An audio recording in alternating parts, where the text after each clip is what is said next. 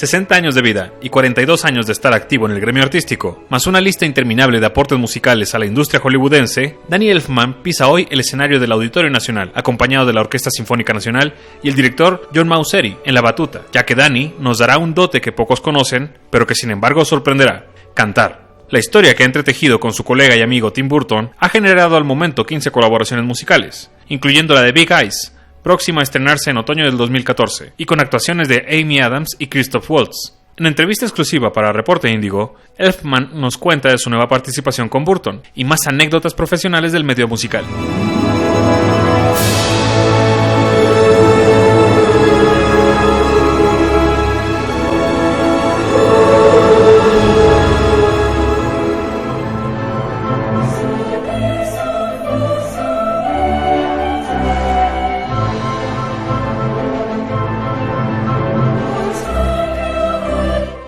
You know, there's many different kinds of challenges. Sometimes the challenge is like, because it's such a big film and everything is happening right at the end and it doesn't seem possible that I'm going to make it in time. Alice in Wonderland would be like that, because all the effects, all the digital effects, Spider-Man and Alice in Wonderland and Oz the Great and Powerful, it seemed almost impossible that we'd finish in time.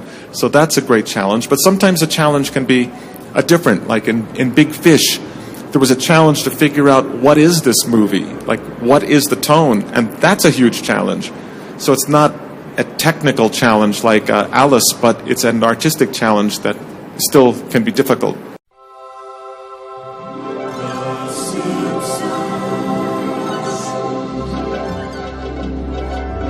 When I did The Simpsons, I did it for fun. I never expected anybody to hear that music or to see the show. I thought it would last for about 4 weeks and be gone forever. It took me one day. I wrote it in the car on the way home from a meeting with Matt Groening when he told me about it. I heard a melody in my head. I went home, I wrote it, I sent a cassette. It was done. It was literally one day of my life. I didn't know that I was going to write the thing that if I died right now, they'd put the Simpsons theme, you know, that would carry me forever. The Simpsons is the luckiest thing that ever happened to me. After years of The Simpsons playing, I realized I wasn't earning much money for it because it's on a Fox network, doesn't pay music residuals. I said, oh, that's okay. And then I found out later, oh, I did earn money, but not for having written it. It was for going, The Simpsons. I earned my money on that from singing on it, not from writing it. So it was a doubly lucky thing because I wrote it, which was lucky, and then I sang on it just because who else is going to sing on it? There was a microphone, there was The Simpsons, and so it was just an extraordinarily once-in-a-lifetime kind of thing that you do something silly, it takes a minute, and then it's known forever. It's like, that doesn't happen. I don't think it'll ever happen again to me.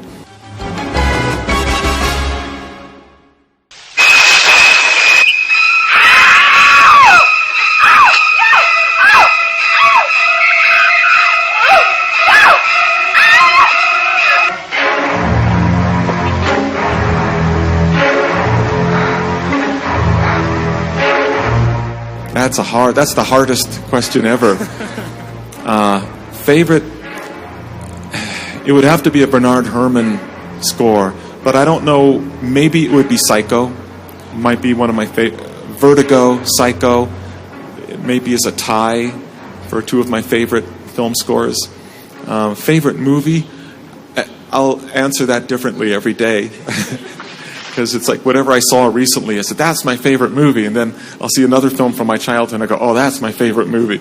So I have a lot of favorite movies. I'll tell you the film that made me notice film music, that made me interested in film music. It was a movie called The Day the Earth Stood Still. It was a science fiction film from the 1950s. It must have been re-released because I saw it when I was about 12 or 13 years old. And I didn't even know it was an older film. But I heard the music, and first time I ever noticed music has its own personality. It's not just there. Somebody did it, and I saw the name, and that was Bernard Herrmann. And from that point on, anytime I saw his name for music in the film, I knew there was something special. So there was a little something special was going to happen. So that's what made me a fan of film music.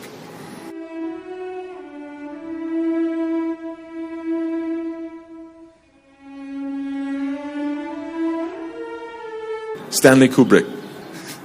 That was easy. Alfred Hitchcock. It would be a tough call between Hitchcock and Kubrick. Maybe we'd have to they'd have to flip a coin or something.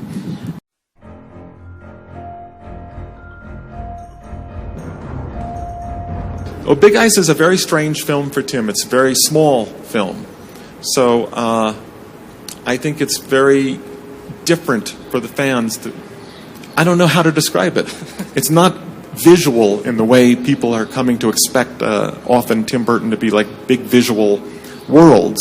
The world is all internal. It's all about this story, and it's just told very simply. So it's a very different kind of film for Tim.